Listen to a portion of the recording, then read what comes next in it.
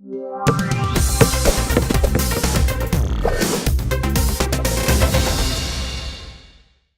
I'm Paul from pdhsports, leading online racket specialist, and this is the final part of my sort of 3 tips that I've done. The first one we worked on trying to react with the arm away from the body and then moving. The second one I talked a little bit about trying to use your body to create the power and having your wrist in more of a relaxed position.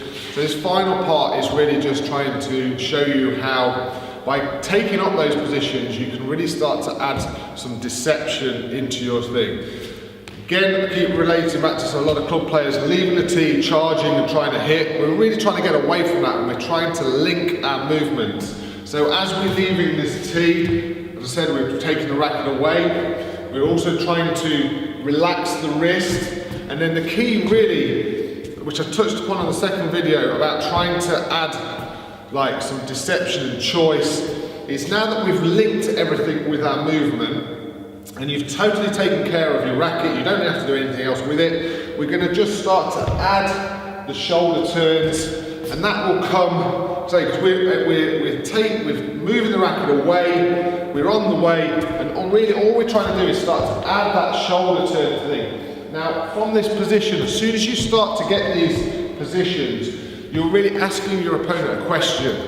Where is the ball going to go? Now they're sat behind you and having to cover, and really you don't need to decide until the last minute because you're in such a strong position because by linking the movement. So if on the backhand side we react by trying to take the racket away, not again in a really cocked, rigid position, but trying to move the racket away. And I said before, going a little bit bigger, away from the body to end up going smaller. But once we start to link, we're able to use our body to add that little bit of deception and pose the question to our opponent, what shot am I about to play? And then you might go into like a boast, a drop, drive. So if you really want to add some deception to your game, these are the key sort of points of how to move. If you watch some of the top players on the circuit, they are all doing this. They are all linking their movements. Sometimes why squash doesn't come across as that difficult when you're watching it at a high level on TV, is because it's hard to see. They're doing so many things so quickly that as they actually get to the ball, it's all done. And it's a case of just being in a fantastic position to make it harder for our opponents.